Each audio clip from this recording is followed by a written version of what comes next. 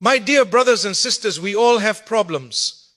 Some of us smile in public while crying in private. Some carry financial stress. Some carry family pain. Some are battling sins, guilt, anxiety, or heartbreak. And sometimes the hardest part is not the problem itself. It's feeling like no one understands. But there is a moment in the day, or rather a moment in the night, when you don't need to explain anything. A moment when words are not required. A moment when tears speak louder than sentences. That moment is Tahajjud. Tahajjud is not just a prayer. It is a private invitation from Allah. While the world sleeps, Allah calls out, is there anyone asking so I may give? Is there anyone seeking forgiveness so I may forgive? Imagine that. The King of all kings calling you by name while everyone else is asleep. You see, Tahajjud does not always remove your problem overnight. But it does something far greater first. It fixes your heart. And when the heart is strong, no problem feels impossible. Some people say, I prayed Tahajjud, but my problem is still there. My dear brother, my dear sister, Tahajjud is not a transaction. It is a connection. Sometimes Allah removes the difficulty. Sometimes He gives you patience. Sometimes He opens a door you never even thought to knock on. And sometimes He delays the answer because what is coming is far better than what you asked for. The beauty of Tahajjud is its sincerity. No cameras, no applause, no people. Just you and Allah. Even 2 short rak'ahs prayed with a broken heart are heavier than long prayers prayed for show. And let me tell you something comforting. You don't need to be perfect to pray Tahajjud. You just need to be honest. Come as you are, tired, sinful, weak, confused. Allah already knows your story. Tahajjud is where sinners become close, where hearts heal, where du'as are born before they are answered. Make it easy for yourself. Start small. Wake up just 10 minutes earlier. Pray 2 rak'ahs. Speak to Allah in your own language. Cry if you must. Sit in silence if words don't come. But show up, because consistency, no matter how small, is beloved to Allah. And one day you will look back and realize the problem that brought you to Tahajjud was not a punishment. It was a gift, because it brought you closer to Allah in a way ease never could. So when life overwhelms you, when doors seem closed, when people fail you, remember this. The solution is not always found in changing circumstances, but in meeting Allah in the depths of the night. My dear brothers and sisters, Tahajjud is a meeting that no one sees but Allah. It is a private appointment that is not written in your calendar, yet it is written in your destiny the moment Allah places the thought in your heart to wake up. When the world is silent, when lights are off and voices are gone, when even those closest to you are asleep, Allah invites you to stand before Him, not because He needs you, but because you need Him. Think about that moment. Your bed is warm, your body is tired, your sleep feels sweet, and yet something inside nudges you awake. That nudge is not random, it is mercy. It is Allah gently pulling you out of the noise of the world so that you can speak to Him without interruption. No titles, no expectations, no masks. Just you as you are. Tahajjud is not about impressing Allah with long recitation or perfect words. Allah is not impressed by quantity. He is moved by sincerity. In Tahajjud, even a whisper carries weight. Even silence has meaning. Even tears that fall without words are understood. This is where you do not have to explain your pain properly, because Allah already knows what you cannot put into sentences. During the day, we speak to people. We explain ourselves. We are misunderstood. We are judged. We are interrupted. But at night, in Tahajjud, there is no interruption, no judgment, no rush. Allah listens fully, completely, as if there is no one else calling upon Him except you. And that realization alone can heal a heart that has been broken by people. This is why Tahajjud is different from every other prayer. The obligatory prayers train your discipline. Tahajjud trains your love. You wake up not because you must, but because you want to. And when you choose Allah over your sleep, Allah chooses you for His closeness. Many people think they must have everything together before they stand in Tahajjud. But Tahajjud is not for the strong. It is for the weak who know where strength truly comes from. It is for the sinner who is ashamed to raise his hands in public, but brave enough to raise them in the dark. It is for the exhausted mother, the worried father, the confused youth, the broken heart that no one checks on. In that private meeting, you are allowed to be real. You can complain, not about Allah, but to Allah. You can say, Ya Allah, I am tired. You can say, Ya Allah, I don't understand your plan, but I trust you. And Allah loves that honesty. Because tahajjud is not about pretending faith. It is about living it. And here is the beauty. No one can take this meeting away from you. People may abandon you, doors may close, plans may fail. But as long as you can stand, even briefly, before Allah in the night, you are never alone. That prayer mat becomes a place of safety, a place where hearts are repaired quietly. Sometimes Allah delays answers because He loves these meetings so much. He loves hearing you call Him. He loves seeing you return night after night. And slowly, without you realizing, that private meeting changes you. Your fears soften, your patience grows, your trust deepens. And one day, you notice that even before your problems are solved, your heart is at peace. That is the secret of tahajjud. It is not just a prayer. It is a private meeting where Allah reminds you, you are seen, you are heard, and you are never forgotten. My dear brothers and sisters, there is a reason Allah chose the last third of the night for something so special. It is not random, and it is not without wisdom. During the day, the world pulls us in every direction. Our minds are crowded, our hearts are noisy, and our souls are distracted. Even when we pray, part of us is still thinking about what comes next. But when the night reaches its deepest point, everything changes. At that time, the world is quiet. Messages stop. Phones are silent. Responsibilities pause. And Allah, in His infinite mercy, opens a door that is not open at any other time. He calls out in a way that touches the soul, not the ears. It is as if Allah is saying, now that everything else is asleep, come to me. Why then? Because sincerity is easiest when no one is watching. During the day, even our good deeds can mix with pride, habit, or routine. At night, especially in the last third, there is no audience. If you wake up then, it is not for people. It is not for recognition. It is only because your heart needed Allah more than your body needed rest. Allah calls at that time because that is when hearts are softest. That is when defenses are down. That is when tears come easily and honesty flows naturally. In the last third of the night, you do not pretend to be strong. You admit your weakness. And admitting weakness before Allah is not failure. It is worship. There is also a lesson here about trust. When you wake up in that part of the night, you are saying without words, Ya Allah, I believe that turning to you is more valuable than my comfort. And Allah never ignores that choice. Even if your dua is not answered immediately in the way you expect, it is always answered in the way you need. Some people ask, why would Allah ask us to wake up when we are tired? The answer is simple, because what He gives in return is far greater than what you give up. You give a few minutes of sleep. Allah gives peace, clarity, strength, forgiveness, and sometimes solutions that cannot be found anywhere else. In the last third of the night, Allah invites you to ask boldly, not politely, not shyly, but with certainty. Ask for what feels impossible.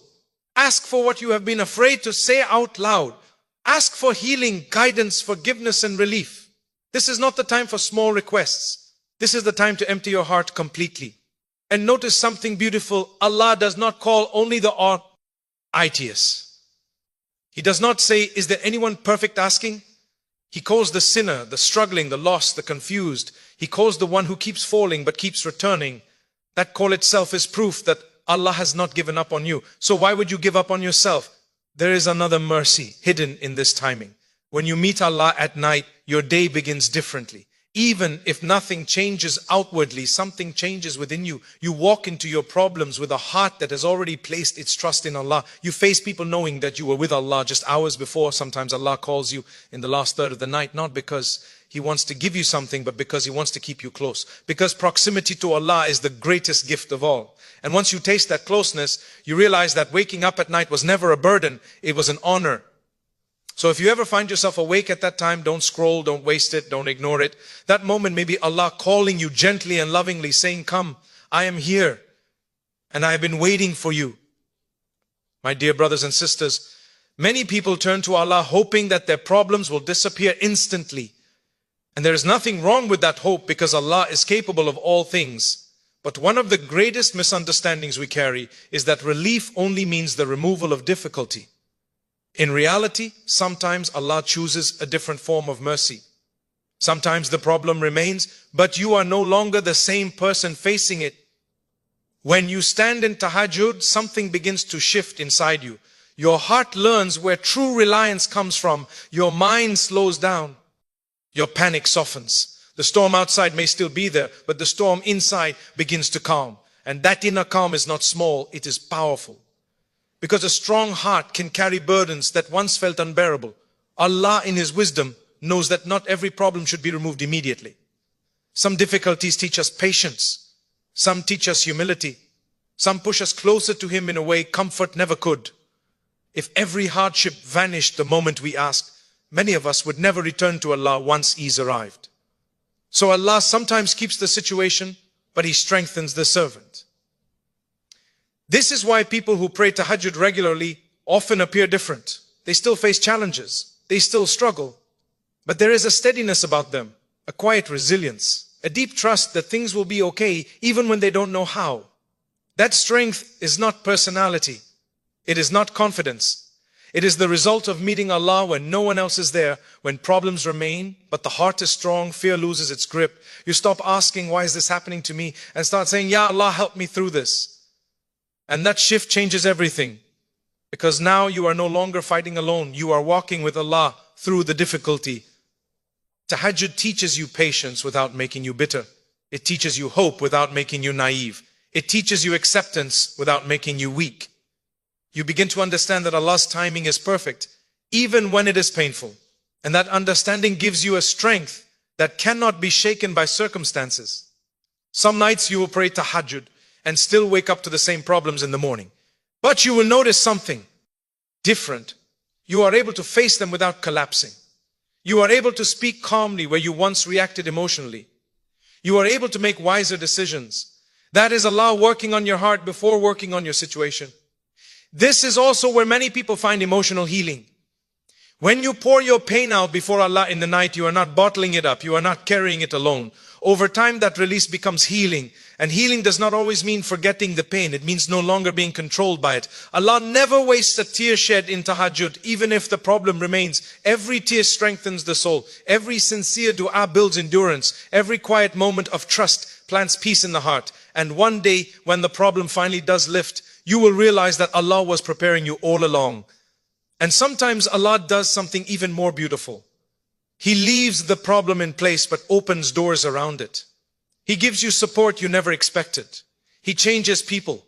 He changes circumstances slowly. Or He gives you such contentment that the problem no longer defines your happiness. So do not measure the success of Tahajjud by how quickly your problems disappear. Measure it by how your heart transforms. If you are calmer, more patient, more hopeful, more trusting, then Tahajjud is working. And a heart strengthened by Allah can carry any test until the day Allah decides to lift it completely. That is the secret. Problems don't always disappear first. Hearts grow strong first. And when the heart is strong, no problem feels bigger than Allah.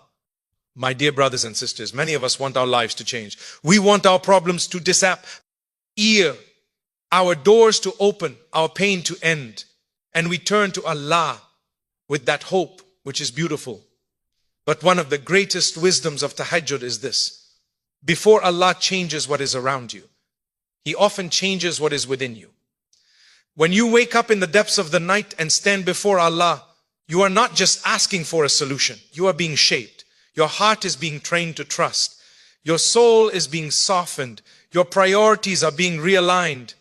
Slowly, quietly, Allah begins working on you in ways you may not even notice at first. At the beginning, you might pray Tahajjud out of desperation. You are tired, overwhelmed, and searching for relief. But over time, something shifts. You begin to pray not only because you need something, but because you need Allah Himself. And that is when real change starts. Allah knows that if He were to change your situation immediately, you might return to old habits, old mindsets, and old mistakes. So He delays, not to punish you, but to prepare you. He strengthens your patience so that when ease comes, you can handle it with gratitude instead of arrogance. He deepens your humility so that success does not distance you from Him. Through Tahajjud, Allah teaches you consistency. You learn to show up even when you are tired, even when answers are not visible, even when hope feels thin. And that consistency builds a powerful kind of faith, the kind that does not depend on immediate results. You also begin to see yourself differently. The person who once panicked now pauses. The one who complained now reflects. The one who relied on people now relies on Allah. These changes may feel small, but they are life-changing, because when Allah changes you. Your reaction to every situation changes. There is a mercy in this process. Allah does not rush transformation. He allows you to grow at a pace your heart can handle. He removes certain attachments slowly. He corrects certain desires gently. And tahajjud becomes the space where that inner work happens quietly. Sometimes you will notice that the problem is still there, but you are no longer desperate. You still make dua, but without panic. You trust Allah's timing more. You stop forcing outcomes. And that calm trust is not weakness, it is maturity of faith. And then when Allah finally changes your situation, you realize why the delay was necessary. You are now wiser, more grateful, more grounded. You handle the blessing better because tahajjud trained your heart before the blessing arrived. There are also times when Allah changes you so deeply that the problem loses its power over you. What once broke you no longer defines you. What once felt unbearable now feels manageable. That is not because the problem shrank, but because you grew. This is why tahajjud is so powerful. It is not just about asking Allah to fix your life. It is about allowing Allah to rebuild you. And once Allah rebuilds you, no test comes without the strength to face it. So if you ever feel that things are not changing fast enough, look inward. Ask yourself, am I more patient? Am I more trusting? Am I closer to Allah? If the answer is yes, then know that tahajjud is doing exactly what it is meant to do. Because when Allah changes you first, whatever comes next, ease or trial, you are ready. And that readiness is a gift greater than any immediate solution. My dear brothers and sisters, many people hesitate to begin tahajjud because they think it requires long hours, lengthy recitation, and a level of energy they simply do not have. They imagine that if they cannot stand for a long time or recite many verses, then it is not worth doing at all. But this mindset quietly keeps hearts away from a powerful source of mercy. In reality, Allah does not look at how long you stand. He looks at how often you return. Consistency is beloved to Allah, even when the action is small. 2 sincere rakahs offered regularly can outweigh many rakahs prayed once and then abandoned. Tahajjud is not meant to exhaust you. It is meant to connect you. And connection grows through repetition, not through intensity alone. A short tahajjud that becomes part of your routine slowly reshapes your life. It teaches your soul discipline without burnout. It teaches your heart sincerity without pressure. You learn to show up even when you feel tired, even when motivation is low, even when your problems are still unresolved. That steady return is what Allah loves. Sometimes people push themselves too hard at the beginning. They wake up for an hour, recite long portions and pour out everything in one night. Then life gets busy, energy drops and tahajjud disappears completely. What remains is guilt and the feeling of failure. But Allah did not ask for perfection. He asked for persistence. A few minutes every night or even a few nights a week can be transformative. Wake up, pray 2 rakahs, make a short dua and return to rest. That small act done consistently builds a bridge between your heart and Allah that never collapses. Consistency also protects sincerity. When prayers are long and irregular, they can sometimes become performances, even if no one is watching. But when tahajjud is short and regular, it remains humble. It remains private. It remains real. You are not there to impress. You are there because you need Allah. Allah loves when a servant keeps coming back, even imperfectly. Even if your concentration slips. Even if your dua repeats itself. Even if your tears don't come every time. The act of returning itself is worship. And every return strengthens the relationship. Over time, those short, consistent prayers begin to affect your day. You become more mindful. You catch yourself before reacting harshly. You feel a quiet reassurance that Allah is near. These changes do not come from long, exhausting worship. They come from steady, sincere connection. There will be nights when you miss tahajjud. Do not let that stop you from returning the next night. Consistency does not mean never falling. It means never giving up. Allah is not waiting to reject you for missing one night. He is waiting to welcome you back when you return. And here is something beautiful. When you are consistent, Allah sometimes gives you the energy to do more without you forcing it.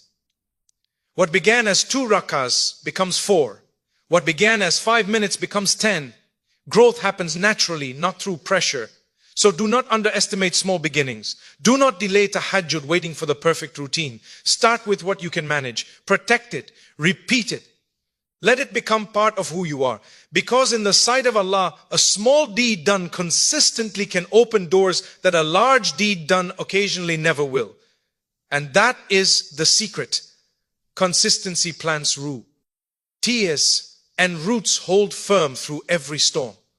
My dear brothers and sisters, there is a journey that begins in the silence of the night and slowly unfolds in the daylight of your life. It starts with tears that fall quietly on a prayer mat, unseen by anyone but Allah. And those tears are not a sign of weakness, they are a sign of trust. They are the moment when a servant admits, Ya Allah, I cannot carry this alone anymore. When you stand in Tahajjud with a heavy heart, something extraordinary happens. You are not just releasing pain, you are handing it over. Every tear becomes a conversation, every sigh becomes a dua.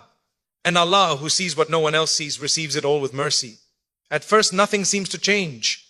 You cry, you pray, you return to sleep. The problems are still there in the morning. The worries still follow you. But quietly, without announcement, Allah begins to place ease into your life. Not always by removing the difficulty immediately, but by lightening its weight on your heart. Those tears soften the soul. They wash away hardness, resentment, and despair. A heart that cries before Allah becomes more open to guidance, more patient with people, and more forgiving of itself. And when the heart changes, life responds differently. Ease does not always arrive as a miracle that shocks you.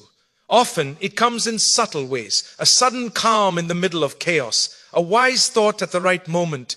A door opening where you thought there was none. A conversation that shifts everything. These are the quiet gifts that grow from sincere nights of tahajjud. Sometimes ease comes as clarity. You finally understand what decision to make. You see what to let go of. You gain the courage to walk away from what is harming you. That clarity is not accidental. It is the fruit of nights spent trusting Allah with your tears. There are also moments when ease comes as acceptance. You realize that while the situation has not changed, your relationship with it has. You stop fighting reality and start working through it with faith. And that acceptance brings a peace that feels like relief. And before the trial ends, Allah never ignores tears shed in tahajjud. Every tear is recorded. Every whispered dua is heard. Some are answered immediately. Some are saved for later. Some are transformed into protection from harm you never even knew was coming. But none are wasted. And then one day you notice something remarkable. The same problem that once brought you to your knees is no longer crushing you. You are still standing, still hoping, still trusting. You carry strength you didn't have before. That strength was built on the prayer mat in the quiet moments no one applauded. When ease finally appears in your life, you realize it did not begin when the problem ended. It began the first night you cried sincerely before Allah. That was the starting point. That was when Allah took your pain and began turning it into growth. This is why tahajjud is so powerful. It creates a bridge between night and day, between pain and peace, between tears and strength. What you pour out in the darkness returns to you as light. So never belittle those quiet tears. Never think your nightly struggles are unseen. The one who turns night into day is fully capable of turning your pain into ease. And when that ease arrives, you will know it was written on the prayer mat long before it appeared in your. My dear brothers and sisters, as we reflect on all that we have discussed, one truth becomes clear. Tahajjud is not just a prayer. It is a lifeline, a refuge, and a path to transformation. It is in the stillness of the night, away from the noise of the world, that hearts are healed, patience is strengthened, and trust in Allah deepens. Every tear shed, every whispered dua, every sincere rak'ah builds a connection that no worldly difficulty can break. Problems may not vanish immediately, and circumstances may remain challenging. But when you rise in the last third of the night, something greater begins. You are changed from within. Your heart becomes stronger. Your faith becomes steadier. And your life begins to align with the wisdom and mercy of Allah. Tahajjud teaches us that true solutions are not always in removing the trials, but in cultivating resilience, sincerity, and closeness to our Creator. So let us not wait for the perfect moment or the perfect condition. Let us wake in the night, even for a few rak'ahs, with hearts full of hope, humility, and trust. Let us meet Allah when the world sleeps, for it is in these private moments that the seed of ease, peace, and guidance is sown. And one day we will look back and realize that every problem, every hardship, every tear led us to a closeness with Allah that no ease alone could ever have given. May Allah make us among those who rise in the night, who trust Him in every difficulty, and who find in Tahajjud the solution to every challenge of the heart, the mind, and the life. Ameen.